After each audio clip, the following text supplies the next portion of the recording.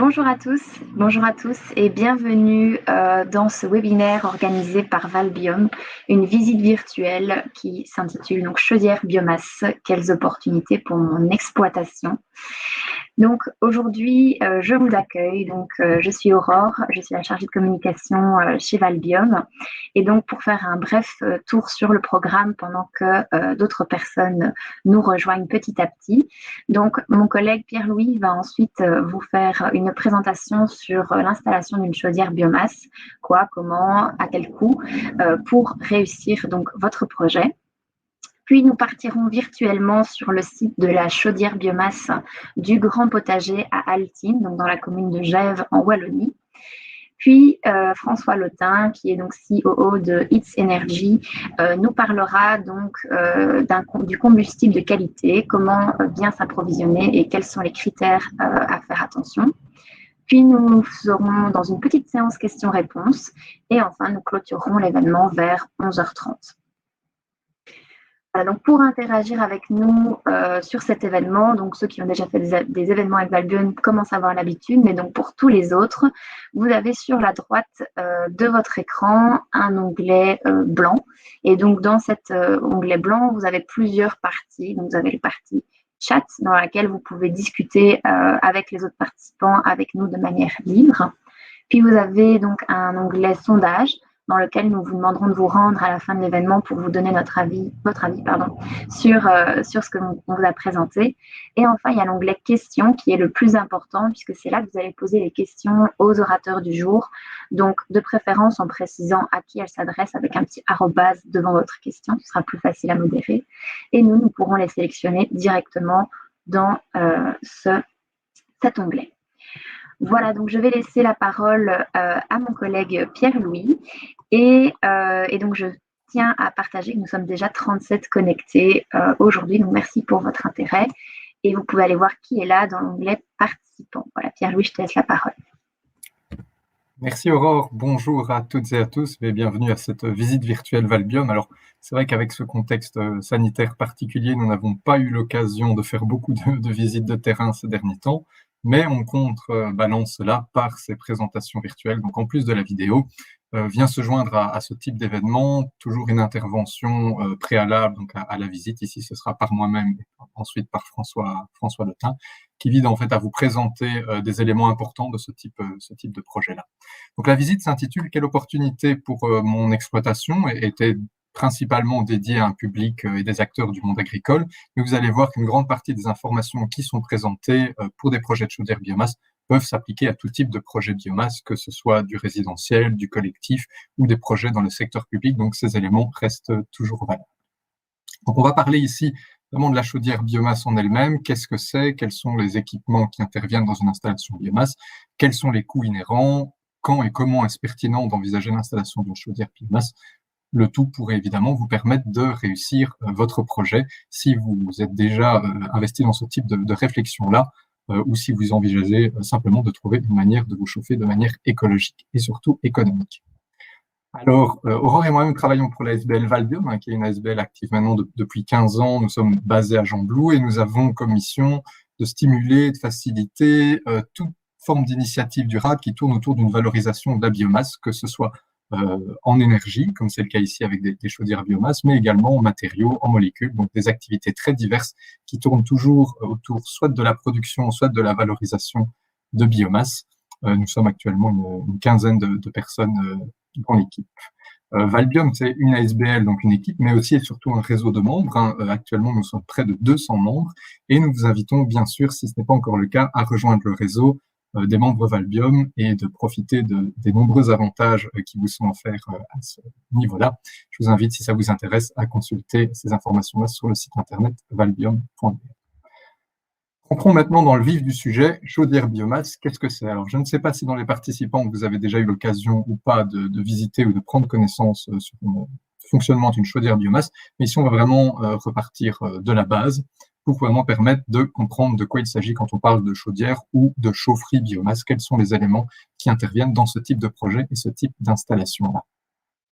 Chaudière biomasse, comme tout type de chaudière, c'est avant tout un chauffage central qui a le gros intérêt ici d'être économique. Et on verra pourquoi c'est économique et où l'intérêt financier est particulièrement intéressant dans ce type de projet-là. Mais c'est également un moyen de produire de la chaleur verte, donc un moyen de se chauffer de manière écologique avec l'utilisation d'un combustible bois renouvelable, des pellets, des plaquettes, voire même parfois des bûches. On aura justement une explication sur le combustible plaquette avec la présentation de François Lotin qui interviendra après la vidéo de visite virtuelle. C'est aussi, et ça c'est très important à prendre en compte, une installation qui est entièrement automatisée. Donc c'est comme votre chaudière gaz ou votre chaudière mazout. À la petite exception des chaudières à bûches qui restent encore assez anecdotiques, où là il faut recharger évidemment manuellement les bûches dans la chaudière, mais la grande majorité des installations de chaudières biomasse se font avec l'utilisation de combustible pellet ou plaquettes. Et donc là, on a une alimentation automatique de la chaudière en combustible. Donc le combustible part du silo, est alimenté avec un système d'aspiration ou de vis sans fin jusqu'à la chaudière, et donc ça se fait de manière totalement automatisée. L'utilisateur a juste à s'assurer, comme dans le cas d'une cuve à mazout, à ce que le silo à combustible soit rempli. Après la combustion, il reste évidemment des cendres, et ce type de chaufferie-là a un système de descendrage automatique, donc c'est-à-dire les cendres qui tombent dans le fond du foyer de la chambre de combustion sont acheminées automatiquement vers un bac de descendrage, et la seule intervention consiste donc à, de temps en temps, l'intervalle dépend du fonctionnement de la chaudière, mais aussi de la capacité de ce bac, la seule intervention consiste à venir vider ce bac à cendres qui a récolté de manière automatique les cendres. Autre gros avantage, c'est qu'on va utiliser ici un combustible qui est non seulement renouvelable, on parle de bois énergie, mais aussi un combustible local. Et là, je laisserai François présenter ces aspects-là. Gros avantages par rapport à l'utilisation de combustibles fossiles comme du gaz ou du mazout qui viennent de l'autre bout de l'Europe, voire parfois de beaucoup plus loin. Ici, on est vraiment dans une logique de circuit court et de production et d'utilisation, de valorisation locale de nos ressources. Alors, dans les types de combustibles qu'on retrouve le plus fréquemment, on a les plaquettes de bois, comme c'est le cas du combustible utilisé au Grand Potager Altine, qui seront présentés dans la vidéo. On retrouve aussi les pellets, je pense que tout le monde connaît les pellets, qui peuvent alimenter des poêles à pellets, mais également des chaudières à pellets, et d'autres types de combustibles qui font partie de la famille des agrocombustibles, comme le miscanthus.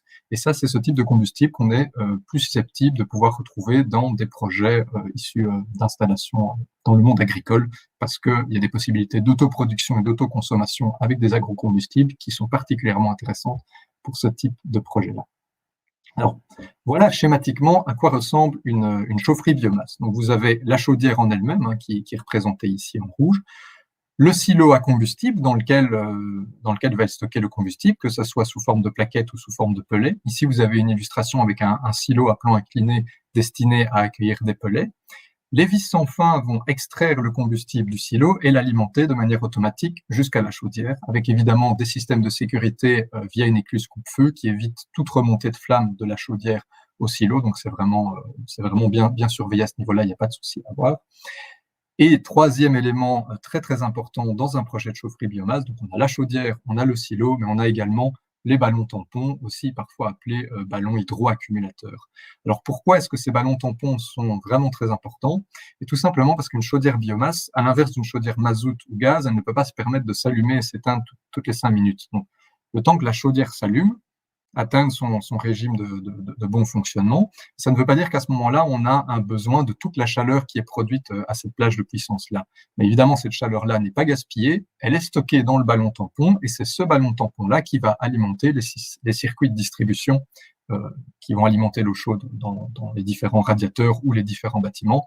Et donc, ce rôle de ballon tampon-là est vraiment très important pour permettre de réguler les pics et de permettre un très bon fonctionnement de la chaudière. Je me permets d'insister là-dessus parce que on rencontre encore, et c'est malheureux, certains projets qui ont décidé de faire l'impasse sur l'installation de ballons tampons. De notre retour d'expérience ici chez Valbiom, tous ceux qui en ont installé ne s'en sont jamais plaints, et ceux qui n'en ont pas mis, parfois pour des raisons de mauvaise économie, mais malheureusement, très souvent par la suite, font l'investissement supplémentaire d'installer des ballons tampons. Voilà une autre vue schématique. Ici, on est dans une chaudière qui fonctionne avec des plaquettes de bois, donc, comme c'est le cas de la chaudière que nous allons voir dans la vidéo suivante. Donc, même principe de fonctionnement, si ce n'est que le type de silo et l'équipement qui s'appelle un désileur qui va permettre d'extraire le combustible de silo et d'alimenter la chaudière est un peu différent ici pour s'adapter justement à un combustible de type plaquette de bois. Alors, on a toutes les gammes de puissance dans les chaudières. Ça va pour les chaudières à plaquettes, les plus petites font une vingtaine de kilowatts, mais on peut monter à plusieurs mégawatts de puissance. Là, évidemment, on passe dans un autre registre. On est plutôt dans l'industriel, mais on peut vraiment produire de la chaleur et répondre à toute une série de demandes de puissance et de besoins en chaleur. Les différents combustibles, on a déjà eu l'occasion de les aborder, que ce soit l'utilisation de pellets, plaquettes ou des chaudières polycombustibles, donc c'est-à-dire des chaudières qui peuvent accepter tant des plaquettes que des pellets, que d'autres types de combustibles, comme par exemple du miscanthus. On est vraiment en présence de technologies, donc les technologies de chaufferie biomasse, qui sont modernes, fiables et éprouvées. Ça existe depuis des dizaines d'années. On a toute une série de références, tant en Wallonie, en Belgique qu'ailleurs en Europe. Donc il n'y a pas de souci. Les garanties offertes par les constructeurs sur ces installations-là sont les mêmes que ce qui est proposé pour les installations de chaudières fossiles, avec des durées de vie de l'ordre de 20, 25, voire 30 ans. Donc ça, il n'y a pas de souci à avoir. Si vous décidez de franchir le pas sur l'installation d'une chaudière biomasse, vous n'êtes pas du tout incobé. De nombreuses personnes et de nombreux projets ont vu le jour avant vous, et donc on a vraiment la possibilité de fonctionner avec des technologies modernes, des constructeurs vraiment fiables. Pas de souci à avoir, ça je peux déjà vous rassurer à ce niveau-là. En Wallonie, on a la chance d'avoir une filière qui s'est vraiment professionnalisée de l'amont à l'aval, donc c'est-à-dire tant les vendeurs installateurs de chaudières que ceux qui vont se charger de l'entretien, mais aussi que des professionnels qui vont vous proposer un combustible de qualité. On y reviendra avec l'intervention de François en fin de webinaire. Très important, on dispose maintenant en Wallonie de toute la chaîne de professionnels prêts à vous accompagner dans la bonne mise en œuvre et le bon fonctionnement de votre projet de chaudière biomasse. Le gros avantage de l'installation d'une chaudière ou d'une chaufferie biomasse, c'est évidemment le coût du combustible bois qui est inférieur au combustible mazout ou gaz. Et c'est là-dessus que les économies vont se réaliser. Et c'est pour ça que c'est particulièrement intéressant. On va y revenir tout de suite après. Et comme j'ai déjà eu l'occasion de le présenter, on est sur des combustibles issus d'une production wallonne, voire même parfois très locale quand les projets sont situés à proximité de certains producteurs. Donc ça, c'est évidemment tout l'inverse de ce qui se passe quand on utilise du gaz ou du mazout. Évidemment, on a des avantages, mais on a également des contraintes. Il faut savoir que ça prend plus de place qu'une chaudière traditionnelle mazout, par exemple, simplement déjà parce que le silo est plus volumineux qu'une cuve à mazout. C'est nécessaire d'avoir l'espace également dans le local chaufferie pour mettre les ballons tampons qui ont été présentés. On aura quelques vues lors de la vidéo. Donc voilà, des contraintes de place qu'il faut prendre en compte dès le début de la réflexion du projet pour se rendre compte si son projet est techniquement faisable. Là, on envisage de le mettre. Deuxième contrainte, c'est un investissement initial qui est plus élevé que pour une chaudière à combustible fossile traditionnel, mais on va le voir justement, grâce à ce coût du combustible inférieur, on atteint la rentabilité avec ce genre d'installation de chaudière biomasse. Bon. Quel projet s'adapter? Quand est-ce qu'on peut se dire, OK, là, ça semble intéressant pour moi de pouvoir installer une chaudière biomasse? Eh bien, particulièrement intéressant, premièrement, si vous avez une consommation importante en combustible. C'est clair que si vous consommez 1000 à 2000 litres de mazout par an, ça va être compliqué de devenir rentable en remplaçant votre ancienne chaudière mazout normale par une chaudière biomasse. Par contre, quand on a des consommations plus importantes, là, ça va devenir intéressant parce que les économies réalisées sur le combustible vont permettre d'avoir un temps de retour sur investissement plus faible, justement, grâce à ce coût du combustible inférieur. Évidemment, si votre chaudière actuelle arrive en fin de vie et que vous allez être amené à la remplacer, ça peut aussi être intéressant de réfléchir dès maintenant aux possibilités d'installer une chaufferie biomasse. Que ça soit pellet, que ça soit plaquette, c'est la bonne occasion, plutôt que d'attendre que la vieille chaudière vous lâche et devoir la remplacer dans l'urgence. Et on sait qu'en général, dans ce genre de situation-là, on remplace par l'équivalent, mais en neuf. Donc, si vous aviez une vieille chaudière mazout, vous allez la remplacer par une nouvelle chaudière mazout. Vous allez malheureusement rater l'opportunité de décarboner votre chauffage et surtout de réaliser des économies très intéressantes. Dans le domaine agricole, c'est particulièrement intéressant d'envisager l'installation d'une chaudière biomasse, surtout si vous avez en tête un projet de diversification qui va être l'occasion pour vous d'effectuer des travaux sur différents bâtiments, sur la ferme de manière générale, mais aussi également si vous prévoyez une augmentation de vos besoins en chaleur. Par exemple, l'aménagement d'une partie de l'exploitation pour accueillir un gîte, avec ou sans piscine, ça c'est déjà vu. Pour rester dans le domaine de productivité agricole, par exemple, si vous envisagez l'installation d'un séchoir à foin. J'ai l'occasion d'accompagner un agriculteur qui se lançait dans le séchage en complément de son activité traditionnelle et qui a trouvé dans les chaudières biomasse une opportunité très intéressante de pourvoir à ses besoins en chaleur supplémentaires. Enfin, si dans vos travaux, vous avez la possibilité de relier plusieurs bâtiments avec un petit réseau de chaleur à une seule chaufferie centralisée, là, c'est particulièrement intéressant de réfléchir à une solution de projet biomasse, parce que justement, vous allez cumuler la consommation de ces différents bâtiments sur la même chaufferie, et là, on arrive avec des économies sur le combustible qui sont particulièrement intéressantes.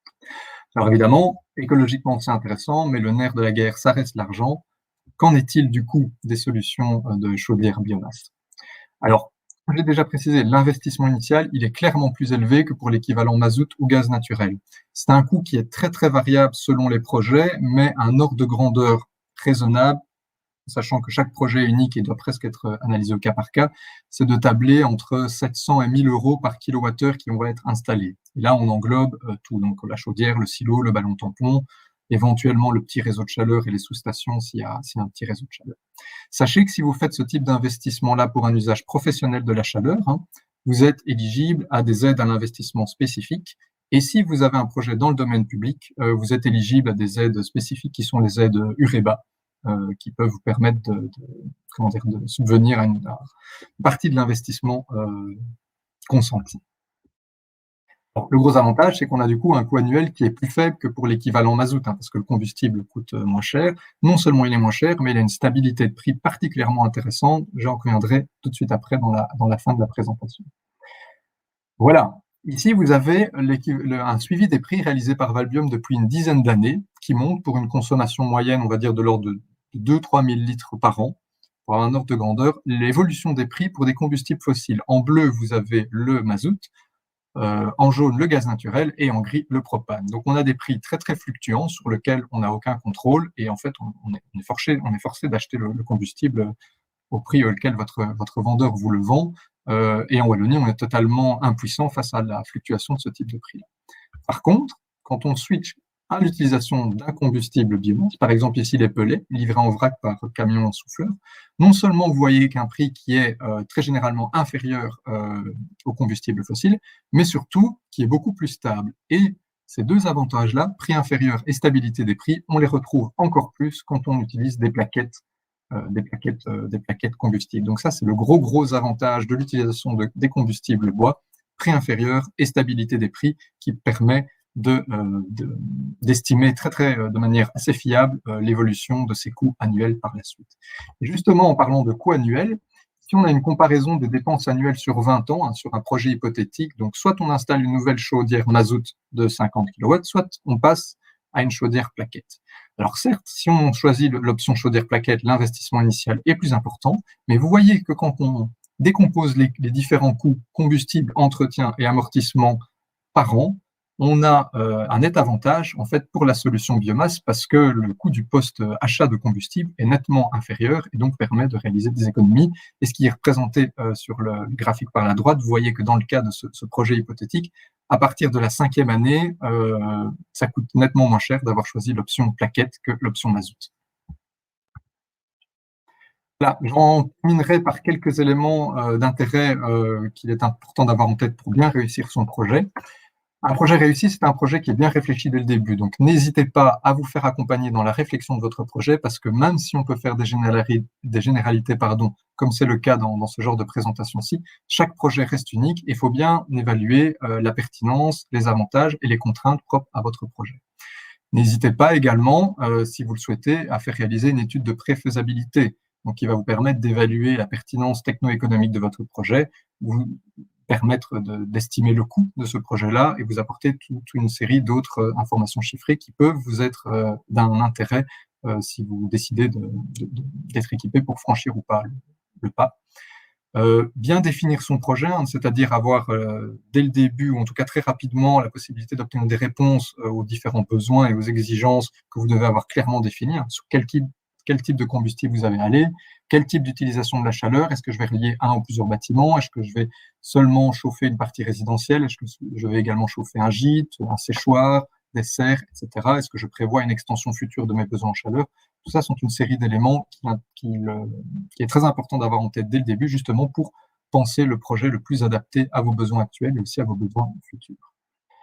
Une question qui revient souvent, c'est sur la possibilité de produire soi-même son combustible, avec une phrase que j'entends presque toutes les semaines, j'ai du bois, est-ce que je peux produire mon combustible? Ben, en effet, quand on parle de production de bois bûche, mais ça c'est assez facile et on ne compte pas ses heures, on ne compte pas sa sueur, mais on peut produire ses bûches. Quand on parle de production, par exemple, d'un combustible plaquette, c'est pas impossible, mais c'est quand même soumis à des conditions très très strictes pour obtenir un combustible de qualité adapté à dans votre installation, pardon. Et on l'a vu, dans certains cas, voire dans la majorité des cas, c'est plus intéressant d'acheter ces plaquettes auprès d'un professionnel qui va vous garantir la qualité, la livraison, etc. On y reviendra avec la présentation de François. Voilà, si vous désirez plus d'informations en plus de la séance de questions-réponses qui interviendra à la fin de ce webinaire, n'hésitez pas à consulter nos différents sites internet pour lesquels vous avez toute une série d'outils déjà à votre disposition, en particulier quelques carnets de présentation, un dédié aux chaudières biomasse, l'autre aux possibilités par exemple de produire de la plaquette bocagère. Vous pouvez retrouver l'évolution des prix des combustibles bois telle qu'elle a été présentée sur notre site internet et aussi une liste des producteurs de plaquettes de bois qui peuvent vous approvisionner en plaquettes. Voilà. Si vous avez un projet en milieu agricole ou autre, mais en particulier ici le public cible de ce webinaire est le milieu agricole, n'hésitez pas à prendre contact avec Valbiom. En tant qu'agriculteur, la majorité de nos services sont gratuits pour vous. N'hésitez surtout pas à prendre contact avec nous. Si vous n'êtes pas en milieu agricole, n'hésitez pas à prendre contact avec nous. On se fera un plaisir de vous renseigner ou de vous réorienter si nécessaire pour retrouver l'interlocuteur qui répondra le mieux à votre projet.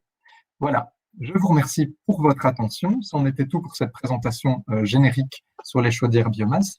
Nous allons maintenant passer à la visite virtuelle sous forme de vidéo de l'installation de chaudières biomasse du Grand Potager à Altines.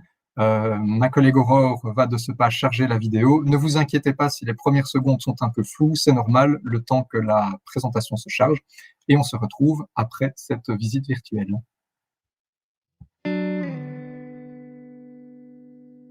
Je m'appelle Jean-Martin Bouvy. Je suis maraîcher ici au Grand Potager, ancien potager du château d'Altines. Nous avons commencé ce projet il y a 10 ans. Le potager avait été abandonné, donc c'est un projet de maraîchage en petite surface. Dès le début, ici, nous avions un problème d'énergie, puisque nous sommes au milieu des campagnes. Et donc le choix de chauffage à plaquettes nous a permis de faire d'abord de sérieuses économies. Il faut vous dire qu'en gros, le chauffage plaquettes coûte un tiers du chauffage mazout, en gros. Et la deuxième, pour nous, c'est beaucoup plus important, puisque nous sommes un maraîchage bio, d'avoir un chauffage bio.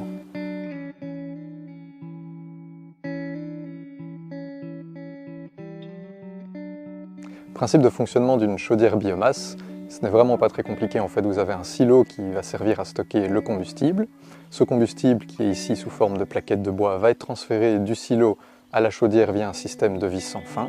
Et la chaudière ne va pas chauffer directement les bâtiments, mais va en fait réchauffer une réserve d'eau chaude qu'on appelle ballon tampon, qui sert justement de réserve de chaleur. Et une fois que cette réserve de chaleur est complète, cette chaleur est distribuée aux différents bâtiments ou aux différentes habitations qui constituent le réseau de chaleur. Un des gros avantages de ce système de chauffe-là, c'est que c'est un système entièrement automatisé. Donc l'allumage, extinction de la chaudière est entièrement automatisé. La circulation de la chaleur dans le réseau de chaleur l'est également. Et en fait, ça se pilote très simplement à l'aide de différents thermostats, comme une chaudière classique dans votre habitation, sur laquelle vous allez régler la température désirée. Et le système de chauffage va se réguler automatiquement pour répondre à cette mesure. Et donc ici, nous avons un chauffage à plaquettes qui chauffe également deux maisons, le tunnel et notre propre maison. Une autre particularité du réseau de chaleur ici présent, c'est que nous avons deux bâtiments rapprochés et deux autres plus éloignés de la chaudière. Et dans ces deux bâtiments plus éloignés, ont été installés ce qu'on appelle une sous-station, qui serait elle-même équipée d'un plus petit ballon tampon, ce qui permet d'éviter de devoir transporter de la chaleur tout le long du réseau, tout le long de l'année, mais de répondre uniquement au pic de consommation des deux bâtiments les plus éloignés au moyen du petit ballon tampon. On avait beaucoup de difficultés à comprendre ce qu'il nous fallait comme capacité de chauffe pour notre projet. Et en fait, avec l'expérience, je m'aperçois que ce qui était important, c'est non seulement avoir la capacité énergétique de la chaudière, mais aussi ne pas sous-estimer le dimensionnement du volume d'eau total, parce que c'est ça qui va faire la différence dans la consommation d'électricité. Et donc nous faisons un remplissage de plaquettes à peu près 4 fois par an, ce qui correspond à 4 fois 20 mètres cubes ou 4 fois 8 tonnes par an. La qualité du combustible est aussi un élément très important. Il est vraiment important d'avoir des plaquettes avec une granulométrie, donc une taille de la plaquette bien définie, qui correspond aux exigences de la chaudière. Ça, c'est le premier paramètre. Et deuxième paramètre très important, le taux d'humidité, qui doit aussi être un taux qui correspond aux exigences de la chaudière. On parle ici d'un taux compris entre 20 et maximum 25% d'humidité pour que la chaudière fonctionne correctement.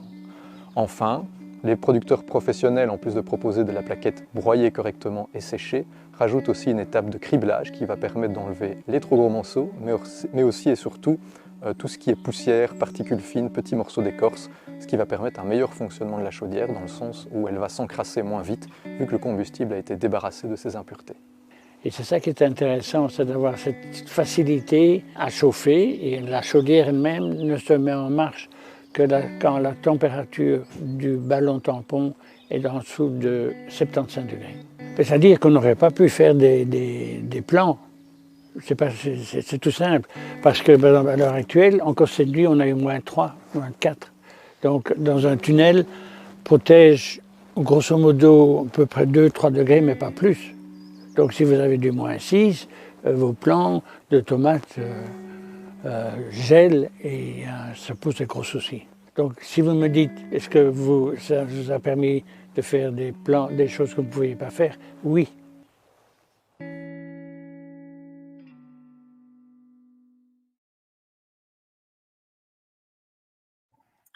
Voilà pour cette courte visite virtuelle d'une installation de chaudière biomasse au Grand Potager à Altines.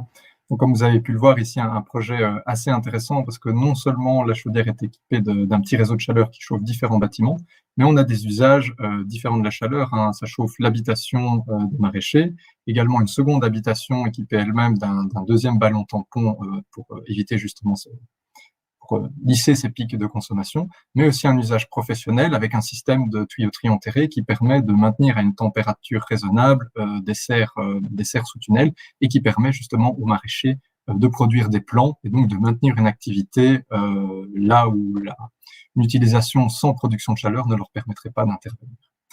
Je passe maintenant la parole à notre deuxième et dernier intervenant, François Lotin, de la société ITS Énergie qui va nous parler des combustibles de qualité.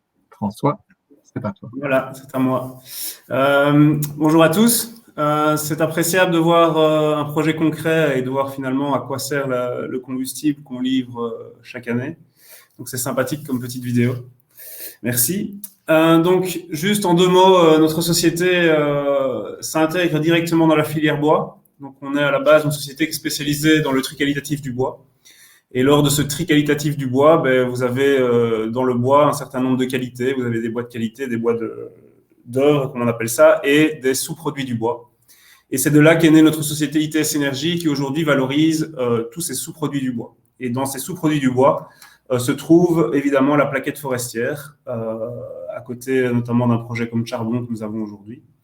La plaquette forestière, il faut différencier 2 choses importantes au niveau de la plaquette forestière.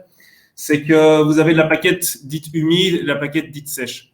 La plaquette humide, c'est typiquement ce qu'on voit quand on voit du broyage en forêt directement. Là, vous êtes sur de la plaquette dite humide. Quand vous êtes sur de la plaquette sèche, on rejoint ce que Pierre-Louis a mentionné tout à l'heure. Ça nécessite un séchage, un criblage, un démitraillage. Et donc, il y a un travail qui est beaucoup plus important et une nécessité aussi de stockage.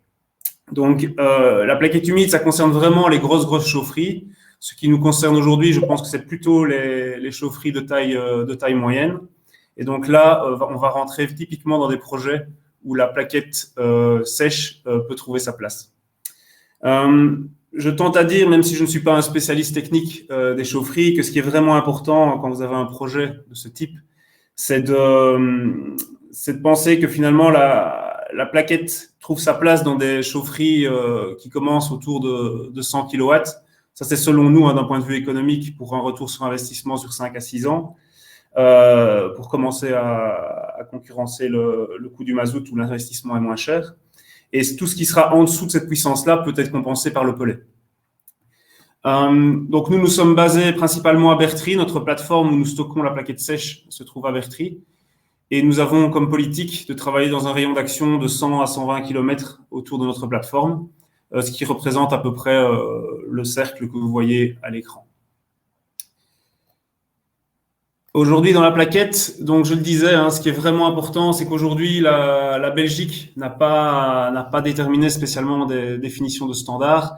Maintenant, au niveau européen et au niveau des pays précurseurs tels que l'Autriche ou la France, vous avez aujourd'hui des standards qui sont très clairs.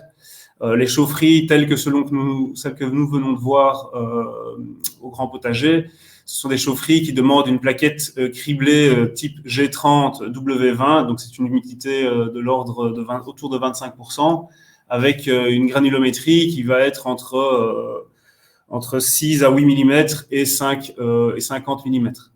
Pour arriver à ça, vous devez de manière claire avoir une origine pour la plupart du temps, et ça c'est très important quand on parle de plaquettes forestières, on parle bien de plaquettes forestières, donc c'est vraiment du broyage de bois et non pas du broyage de bois qui ont déjà été utilisés à d'autres fins, ou alors là, à ce moment-là, on rentre dans d'autres projets.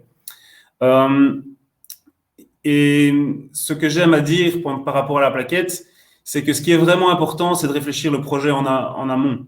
C'est-à-dire que j'ai trop connu des projets où on nous appelle en dernière minute, oui, voilà, j'ai besoin de plaquettes. Alors que si vous voulez optimiser votre coût d'achat de la plaquette demain, ce qui est vraiment important, c'est d'avoir une discussion non seulement avec le fournisseur de la chaudière, également avec celui qui l'entretiendra, mais également avec celui qui fournira le combustible. Je m'explique. Il y a quelques éléments qui sont assez habituels. C'est typiquement l'accessibilité du silo. Le prix de votre plaquette va dépendre de l'accessibilité de votre silo.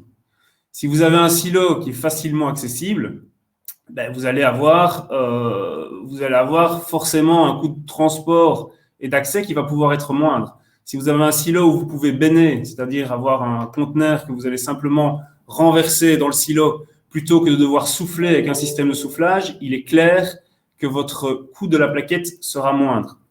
Un autre point, l'accessibilité du silo va de pair avec la taille du silo. Beaucoup de personnes réfléchissent au silo en pensant « je vais faire un silo de 30 mètres cubes et je mettrai 30 mètres cubes ».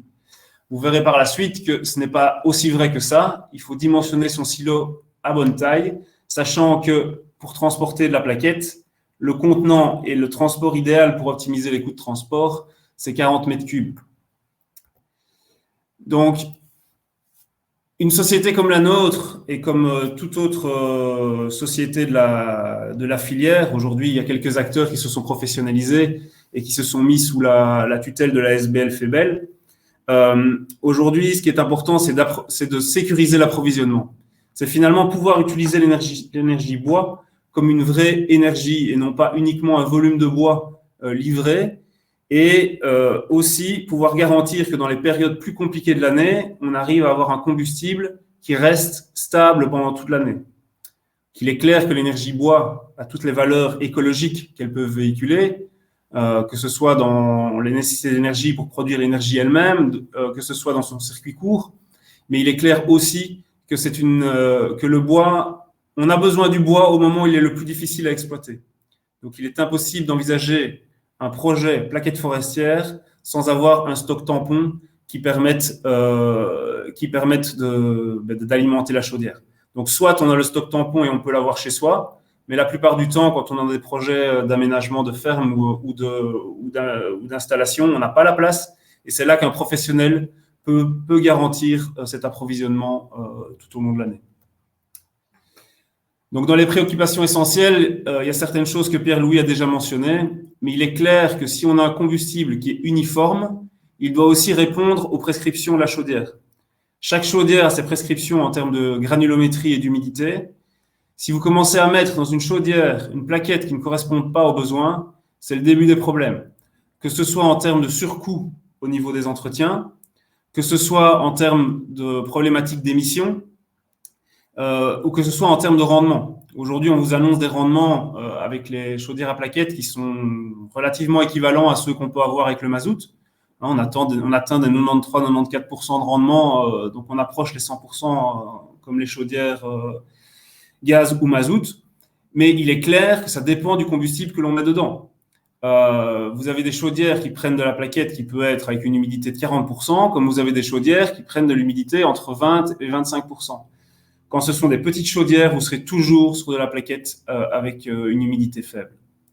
Alors, un point qui est important également, je sais que quelqu'un a posé la question de savoir si on allait aborder la problématique de l'auto-fabrication de plaquettes.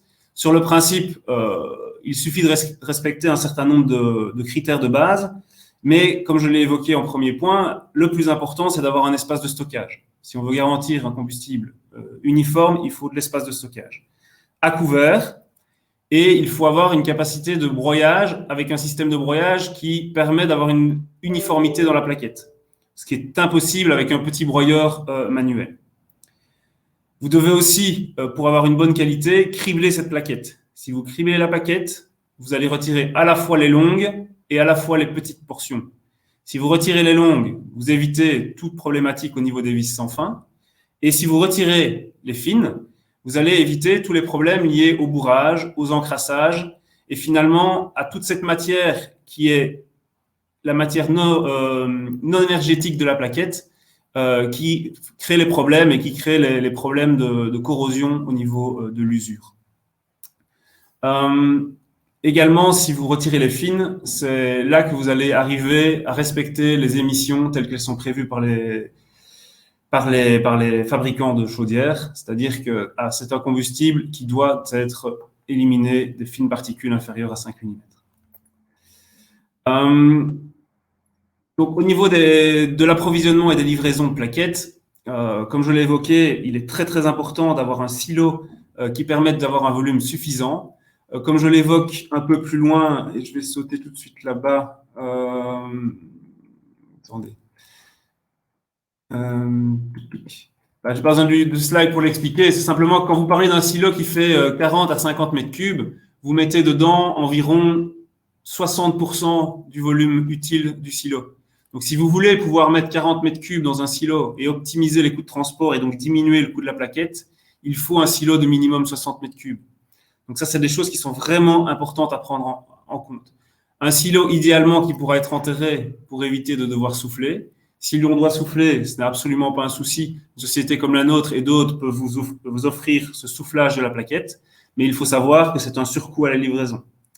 Et puis, si vous avez un silo et que l'on doit souffler, il faut aussi une accessibilité qui permette de faire ça dans un temps acceptable.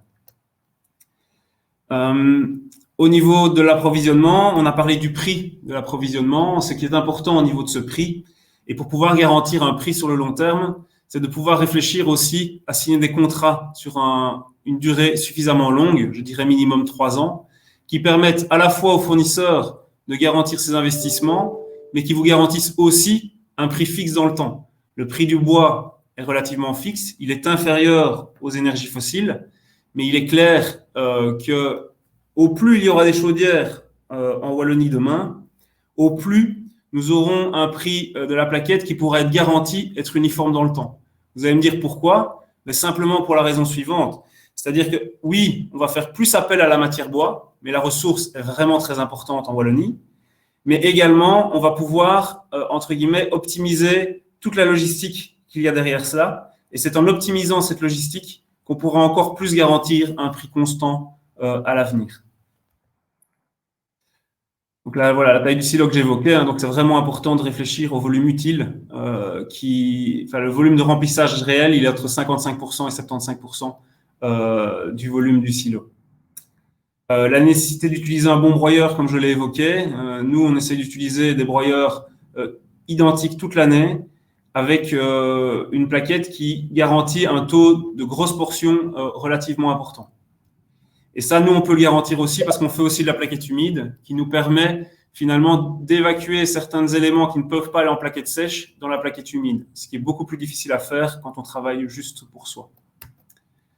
Le taux d'humidité, il peut être fait par séchage naturel ou par séchage artificiel. Les deux apportent leur lot d'avantages et de désavantages, mais ce qui est vraiment important, c'est d'avoir un stock tampon. J'ai évoqué la granulométrie. Il est important d'évoquer aussi et de retirer quelque chose qui est parfois un peu problématique dans les réflexions, C'est qu'on a tendance à dire, oui, si vous prenez du feuillu ou du résineux, vous n'avez pas le même pouvoir calorifique. La réalité, en fait, c'est que le résineux a un pouvoir calorifique qui est légèrement supérieur à celui du bois feuillu. La réalité, c'est que le résineux a une masse volumique qui est moindre, et donc c'est vrai qu'à volume constant, on va avoir des pouvoirs calorifiques qui vont être différents, mais là, intrinsèquement, s'il n'y avait pas d'eau dans le bois, le résineux a plus de pouvoir calorifique que le bois dur. Donc voilà, c'est juste pour mentionner ça. Ben voilà, 11h10, j'ai tenu mon timing, donc je rends la parole et je suis disponible pour toutes les questions plus spécifiques. Merci beaucoup François. Et donc, comme vous avez pu l'entendre et le découvrir, produire un combustible de qualité, c'est vraiment un métier. Il y a toute une série de paramètres à prendre en compte. Et ce genre d'acteurs-là, les producteurs sont des intervenants à intégrer aussi très rapidement dans votre réflexion, justement pour pouvoir prendre en compte des contraintes, pas du tout infranchissables, mais des contraintes dont il faut avoir connaissance. Par exemple, la taille du silo qui va pouvoir mettre le meilleur approvisionnement, le type de silo, le type de remplissage que vous pouvez mettre en œuvre. Par exemple, dans le cas du projet du Grand Potager Altine qu'on a pu voir dans la vidéo, comme ils étaient en zone inondable, ils n'ont pas souhaité ou pas pu mettre un silo enterré, et donc ils ont un silo intégré au bâtiment qui se remplit par le haut et donc par soufflage. Donc là, par exemple, une des contraintes du site leur imposait le choix d'une solution de silo par soufflage, et c'est vrai, comme l'a précisé François, que le fait de pouvoir souffler de la plaquette, c'est tout à fait faisable, comme on souffle du pellet, évidemment pas avec les mêmes équipements, mais c'est le même principe, mais ça entraîne un surcoût sur le combustible parce qu'il y a cette option soufflage en plus à prendre en compte, si ce n'est qu'évidemment dans le cas du projet Altine, ça reste économiquement très très intéressant. Alors, je vais aller voir dans l'onglet questions et reprendre quelques questions qui nous ont été posées. Alors, voilà. Pour revenir d'abord à l'aspect technique, une question de Philippe Renard, justement sur l'importance des ballons tampons, qui nous demande quelle est la relation entre le volume du ballon tampon et la puissance de la chaudière. Alors ça, de règle, en général, c'est raisonnable de tabler sur un volume de 20 à 30 litres, prenons plutôt 30 litres par kilowatt installé. C'est une première estimation qui est souvent faite par les professionnels. Évidemment, après, ça peut être affiné en fonction des spécificités du projet, mais ça vous donne déjà un ordre de grandeur. Il y a aussi d'autres manières de calculer ce volume-là, on ne va pas rentrer dans le détail, mais on peut considérer que c'est un élément important. Prenons l'exemple, par exemple, du projet du Grand Potager Altine. Ici, ce projet-là avait une spécificité, c'est que nous avions le volume tampon qui était stocké à côté de la chaufferie dans le même bâtiment, mais il y avait un second volume tampon dans le bâtiment le plus éloigné du réseau de chaleur. Pourquoi? Justement pour permettre au réseau de chaleur de recharger ce second volume tampon. Et ensuite, c'était uniquement la chaleur issue de ce second volume tampon qui servait à alimenter ce bâtiment le plus éloigné. Ce qui voulait dire quand on avait une petite demande en chauffage dans ce bâtiment-là et pas de demande dans les autres bâtiments, mais tout le réseau ne devait pas fonctionner simplement pour alimenter ce bâtiment le plus éloigné. Donc, vous voyez vraiment une optimisation du projet, de la conception du projet et de l'emplacement et du volume de ballon tampon pour répondre à des besoins bien spécifiques. J'espère avoir répondu à la question. Une autre question technique de Marilyn Gabriel qui nous demande si c'est possible de combiner chaudière, biomasse et chauffage par le sol dans un grand hangar. Eh bien oui, c'est possible. J'ai été visiter il y a quelques mois une installation, c'était au Grand-Duché du Luxembourg, et l'atelier mécanique en fait était chauffé par un système de chauffage sol alimenté directement par une chaudière biomasse. On peut aussi coupler ça avec des systèmes, par exemple, de production d'eau chaude sanitaire thermique. Il y a plein de possibilités. Techniquement, on peut faire presque toutes les interactions qu'on souhaite. Maintenant, il faut voir ce qui est le plus intéressant pour le projet. Si c'est cette solution technique qui est la plus intéressante, mais aussi si économiquement, c'est cette combinaison-là qui tient la route en fonction du besoin.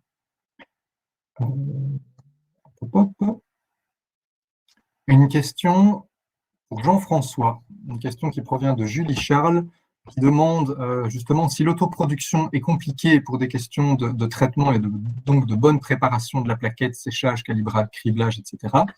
Elle demande si vous êtes acheteur de bois produits dans les fermes, par exemple des bois issus de haies ou d'arbres têtards, et que vous prendriez vous-même en charge donc ces traitements, donc j'imagine les traitements de transformation. Oui, non, et à partir de quel volume vous pourriez éventuellement être intéressé par exemple dans une société comme chez ITS Énergie?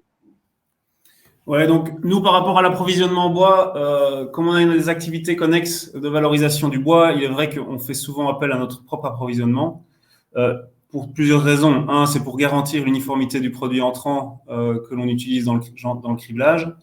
Et on a tendance à ne pas prendre de produits qui présentent, enfin c'est notre politique, hein, après, trop de présence d'éléments verts et trop d'écorce. En fait, la qualité du combustible est fortement dépendante de sa quantité d'écorce ou de résidus de feuilles et autres.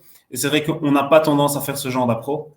Maintenant, c'est une chose qui peut être envisagée dans certains cas. Et si vous deviez l'envisager, je pense que vous devez l'envisager par des volumes minimums. J'en reviens toujours à la même chose, d'un contenant, d'un fond mouvant de 90 mètres cubes ou d'un conteneur de 40 mètres cubes. Il faut passer dans les standards du transport pour pouvoir optimiser ces réflexions-là. Merci François. Mais voilà, comme on a eu l'occasion de l'aborder, la question de l'autoproduction, c'est pas aussi simple qu'on s'imagine. C'est faisable, hein. Il y a des projets de plateformes locales qui sont déjà en œuvre, hein, qui valorisent du bois, qui peut valoriser du bois issu de haies ou du bois issu de certaines fractions d'entretien de parcs et jardins, donc valoriser les gros éléments boisés. On en a un exemple qui est cité justement par Stéphane Wyss du GAL, Pays des Tiges et Chavées. Sur le territoire de OEG-Vassès, il y a une plateforme de production de plaquettes avec séchage et criblage qui se met en place. Donc, c'est tout à fait faisable, mais c'est pas si simple. Et ça, c'est surtout le message que je souhaitais vous faire parvenir ici. C'est pas comme du bois bûche, c'est plus complexe. Et donc, dans certains cas, économiquement et en termes de contraintes que ça va générer, ça peut être plus intéressant d'abord, ou même exclusivement, passer avec des producteurs professionnels de plaquettes qui vont vous garantir une qualité de plaquettes optimale et adaptée à votre chaudière. Donc voilà, c'est faisable, mais c'est pas aussi simple qu'on peut l'imaginer. Dans un premier temps, j'avais envie de vous dire, commencez par installer la chaudière qui correspond à votre projet, approvisionnez-vous en plaquettes auprès de producteurs de qualité et vous savez qu'il n'y aura pas de souci avec la qualité du combustible. Et éventuellement, par la suite, si votre projet ou votre territoire se prête à la mise en place d'une plateforme locale de production de plaquettes, ça peut s'envisager, mais premièrement, vous aurez déjà une chaudière qui fonctionne. Vous savez que vous pouvez faire appel à un ou plusieurs producteurs professionnels qui vous approvisionnent en combustible de qualité. Et après, on envisage cette étape supplémentaire d'autoproduction territoriale de la plaquette. On nous posait justement la question s'il existait une liste d'installateurs de chaudières bois et de fournisseurs de plaquettes établis par Valbiom. Alors, on n'a pas de liste d'installateurs de chaudières bois parce qu'il y a une différence entre les revendeurs des différentes marques et puis les installateurs, les chauffagistes indépendants qui travaillent avec une ou plusieurs marques. Par contre, nous avons en effet établi un cadastre des producteurs de plaquettes qui est disponible sur notre site internet. Je pense que le lien a justement été mis en réponse dans l'onglet questions, donc n'hésitez pas à le consulter. Et sont repris là-dedans les producteurs professionnels comme ITS Énergie et d'autres auxquels vous pouvez faire appel pour avoir plus d'informations, des devis ou pour la livraison de combustible. Une question de M. Alain Demain qui parlait de l'utilisation du miscanthus, en disant qu'on a beaucoup parlé de plaquettes pelées, mais pas de miscanthus. C'est vrai.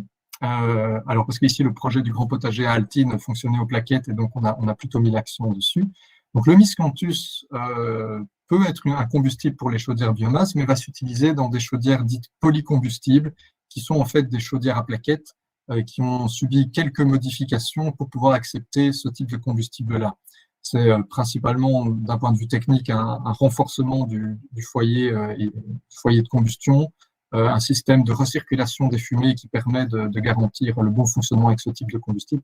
Donc, c'est tout à fait faisable. La majorité des grands constructeurs proposent même parfois de série des solutions de chaudière polycombustible. Maintenant, le miscanthus, il a l'intérêt de se prêter particulièrement bien à une autoproduction parce qu'il est récolté sec et donc directement prêt à l'emploi. Les contraintes, c'est que c'est beaucoup moins dense que les plaquettes. Donc, pour vous donner un ordre de grandeur, l'équivalent énergétique de 1000 litres de mazout, donc 1 mètre cube de mazout, en plaquettes séchées criblées, vous êtes à 10 mètres cubes. Donc, pour avoir le même contenu énergétique stocké, ça vous prend 10 fois plus de place. Si vous voulez avoir l'équivalent de ces 1000 litres de mazout stockés sous forme de miscanthus, on est à 18 mètres cubes. Donc, c'est beaucoup plus volumineux. Et c'est pour ça qu'on retrouve les projets d'utilisation de miscanthus, particulièrement dans des projets dans des installations agricoles, parce que la place est moins un souci, et donc on sait stocker au moment de la récolte tout le stock de miscanthus pour l'année, et puis on approvisionne petit à petit, par exemple, avec un chargeur, un télescopique, on vient réapprovisionner le silo de la chaudière à partir de ce stock tampon. Voilà, j'espère avoir répondu à la question. Je regarde un peu dans les différentes questions. On nous a demandé s'il était possible d'avoir des chaudières biomasse qui fonctionnent en cogénération. Alors souvent, l'utilisation de cogénération avec de la biomasse, c'est pour des installations industrielles de très grosse puissance. À l'échelle du chauffage résidentiel ou petit collectif, des technologies sont présentes, mais ça reste quand même très anecdotique si on parle de chaudière biomasse. Hein. Souvent, c'est la chaudière biomasse qui est couplée, par exemple, à un système de moteur Stirling, donc il y a un petit moteur qui va utiliser la chaleur de la chaudière pour générer de l'électricité, mais ça reste très anecdotique et il y a très peu à ma connaissance, un seul constructeur qui propose ça sur ces petites chaudières. Par contre, un autre type de cogénération biomasse qui existe, ce sont des unités de gazéification. Donc là, on n'est pas dans une chaudière, on va transformer le bois, on va gazéifier le bois et c'est ce gaz-là qui va être injecté dans un moteur thermique. On a une explication sur le site de Valbium sur cette technologie-là, qui, comme toutes les technologies de cogénération, doit d'abord être réfléchie en termes de besoin en chaleur pour savoir si ça vaut la peine. Ces technologies de gazification sont encore plus exigeantes au niveau de la qualité du combustible que les chaudières biomasse, donc c'est encore plus strict au niveau de ces exigences-là. Et on n'est pas dans le même ordre d'investissement. Ça coûte nettement plus cher que le même équivalent en chaudière pour juste produire de la chaleur. Ça, si ça vous intéresse, je vous invite à me recontacter par la suite. Et avec plaisir, on peut en discuter et voir si ça peut se prêter à votre projet. Et je vous renverrai avec plaisir vers les acteurs qui proposent ce type de solution-là. Voilà. Je ne sais pas, Aurore, est-ce que nous avons encore le temps pour l'une ou l'autre question? Oui, je pense qu'on peut encore prendre une ou deux questions, pas de souci. Voilà, alors j'essaie de revenir dans ce qui avait été dit. Alors, voilà, donc on nous demande de nos relations avec les différents acteurs. Ben, en effet, on est chez Valbium, grâce au réseau Valbium, on est en contact tant avec des producteurs que des acteurs qui sont plutôt ensembliers, hein, comme ici est cité l'exemple de la coopérative Coopéos, hein, qui propose la prise en charge d'installations de chaudières biomasse et la livraison du combustible.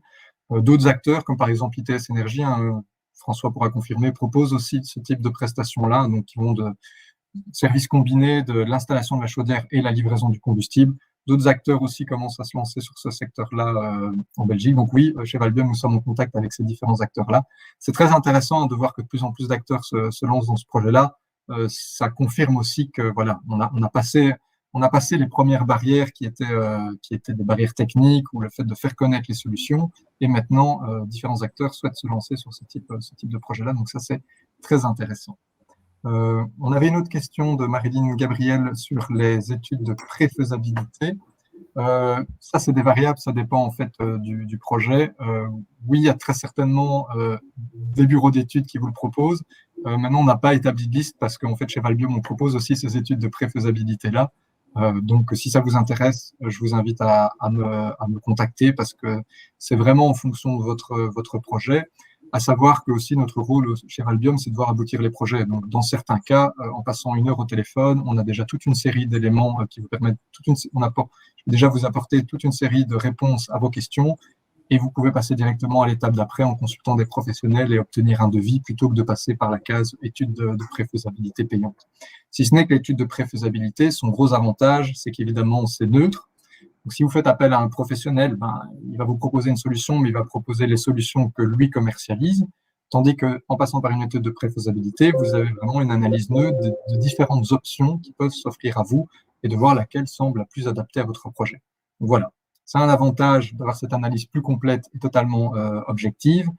Ça a un coût et dans la majorité des cas, on peut obtenir un certain nombre d'informations.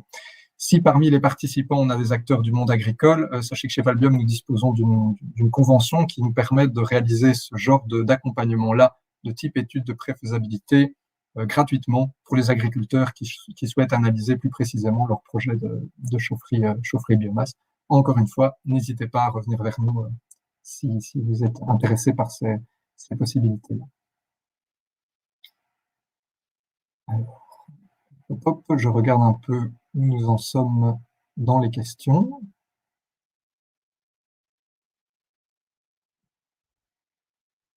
Je vois une question de Monsieur Renaud Léger. Est-il possible de créer un réseau de vapeur? En général, quand on passe avec de la production de vapeur, on est à un échelon plutôt industriel. Donc, on est dans un usage process de la chaleur, donc on est dans des autres gammes de puissance. Avec les chaudières biomasse et la gamme de petite et moyenne puissance, comme il a été présenté lors de ce webinaire, on est plutôt dans la production d'eau chaude. En fait, l'eau chaude qui vont alimenter des radiateurs ou des aérothermes à eau chaude, mais on va rester là-dedans.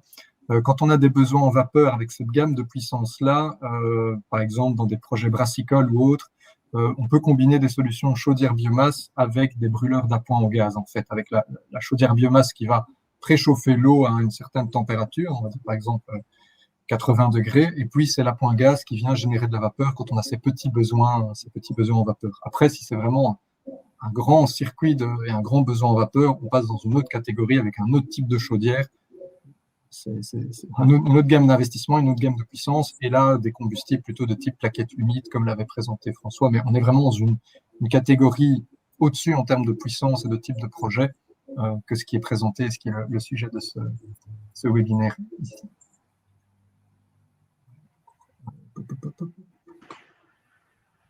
Je vois une question de Monsieur Abdelhadi Beguini sur la combinaison biomasse à base de pneus. Je trouve que c'est assez interpellant ce type de production-là.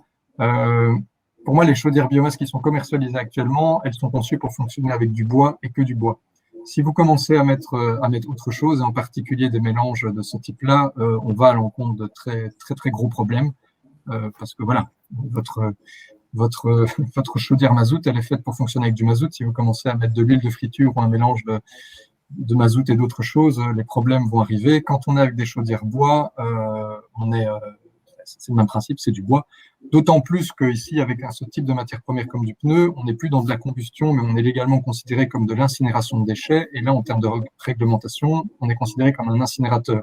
Donc évidemment, ce n'est pas du tout adapté à des petites installations de quelques dizaines, voire quelques centaines de kilowatts de puissance pour le chauffage. Voilà. Aurore, est-ce que par hasard, oui, tu vois des questions qui n'ont pas encore été... Non, nous avons répondu à tout, puisque la dernière question qu'on n'a pas donc traitée en direct, c'était la production de biomasse. Est-ce qu'elle sera directement à la ferme? Est-ce qu'elle sera traitée dans le webinaire? Et donc oui, on avait répondu à ça un peu plus tôt. Donc voilà, la séance de questions-réponses est clôturée. J'espère que tout le monde a apprécié ce webinaire et a eu de nombreuses réponses à ces questions. Je vous invite donc à vous rendre dans l'onglet sondage pour nous donner votre avis sur ce qu'on vous a présenté. Et alors, Pierre-Louis, si tu veux bien rebondir sur la dernière question de Thibaut pour clôturer le webinaire. Et ensuite, donc, nous quitterons. Merci. Donc, une question de Thibaut Mazy. Concernant la cogénération à petite échelle, est-ce que l'option des pompes à chaleur et de géothermie ne sont-elles pas plus rentables économiquement? En fait, le gros intérêt d'une cogénération, c'est de s'assurer, les projets de cogénération ne sont rentables que quand on a une utilisation de la chaleur tout au long de l'année. Donc, si vous souhaitez utiliser une installation de cogénération juste pour produire le chauffage pendant la période hivernale de chauffe, l'option cogénération n'est pas celle qui vous intéresse. Par contre, si vous avez un besoin en chaleur, par exemple sous forme d'eau chaude, pour du process ou autre tout au long de l'année, là, on peut commencer à réfléchir là. Je vous donne l'exemple de petites unités de cogénération par gazéification qui est installée en Wallonie. Il y en a une qui est installée dans une maison de repos et de soins. Et en hiver, un besoin de chaleur pour le chauffage, mais tout au long de l'année, il y a des besoins en chaleur pour l'eau chaude sanitaire, pour tous les résidents, pour la cuisine collective, pour la blanchisserie, etc. Donc là, le choix d'une cogénération était intéressante. Après, pour des systèmes simplement de production de chaleur, en effet, les chaudières biomasse peuvent se combiner ou être comparées à d'autres solutions renouvelables. C'est pas dans tous les cas où la chaudière biomasse sera la plus adaptée à votre projet. En effet, quand vous avez un logement très bien isolé, répondant aux critères PEB très élevés, une pompe à chaleur peut être l'option la plus intéressante. Par contre, quand vous avez des grands besoins en chaleur dans des bâtiments qui, pour des raisons diverses, peuvent être compliqués à isoler, et on voit ça principalement dans le domaine agricole, que ce soit pour des activités agricoles ou pour autres. Je pense par exemple une grange qui est réaménagée en salle de banquet et réception. Ben, c'est très grand, c'est compliqué à chauffer et on va très certainement pas aller isoler tout le bâtiment pour obtenir un PEB B ou A. Mais dans ce cas-là, le fait de switcher d'une chaudière mazout avec sa grosse consommation de pas loin de 15 000 litres de mazout par an à une solution de biomasse est particulièrement intéressant parce que non seulement on va réaliser des économies, mais aussi on va totalement décarboner sa production de chaleur. Donc voilà.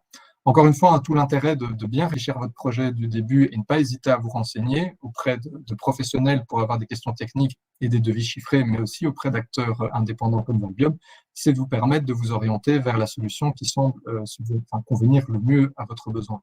Alors, pour des questions sur les chaudières biomasse, pas de souci, vous pouvez vous adresser à nous. Pour des questions pompe à chaleur et géothermie, là, ce n'est pas du tout notre domaine d'expertise, donc je vous invite à vous retourner vers d'autres acteurs. Voilà, je pense que nous en avons terminé. Eh bien, merci à toutes et à tous pour votre participation. J'espère que vous avez trouvé réponse à vos questions ou pu découvrir les particularités très intéressantes de ce type de projet. Merci également à François Lotin de la société ITS Énergie pour son intervention sur les combustibles de qualité et les critères importants à prendre en compte en ce qui concerne l'approvisionnement de combustible. N'hésitez surtout pas à prendre contact avec nous si vous avez des questions par la suite, par mail, par téléphone. On est justement là pour ça. Je pense que nos coordonnées seront renvoyées. Aurore, confirme-moi. Mais voilà, vous pouvez trouver ça sur le site internet, de Valbiom et sur le site internet de ITS Énergie pour obtenir les coordonnées de François. Les présentations seront disponibles. Voilà, Aurore me confirme. Donc, les présentations sont disponibles. Donc, si vous voulez retrouver ces éléments-là, vous aurez la possibilité de les consulter par la suite. Et encore une fois, toute une série d'informations complémentaires sont disponibles sur les sites internet de Valbiom, donc monprojet.labiomasseenwallonie.be. Là, vous avez toute une série d'éléments beaucoup plus fouillés que ce qui a été présenté ici. Et notre blog d'information, le Valbiomag, qui reprend des actualités du secteur qui sont aussi susceptibles de vous intéresser. Voilà. Eh bien, je vous remercie tous et toutes pour votre participation. Merci encore une fois aux intervenants et au plaisir de discuter prochainement avec vous d'un, je l'espère, futur projet de chaufferie biomasse. Je vous souhaite une excellente journée. À bientôt. Merci à tous. Bonne journée. Belle journée à tous et merci à tous pour votre participation.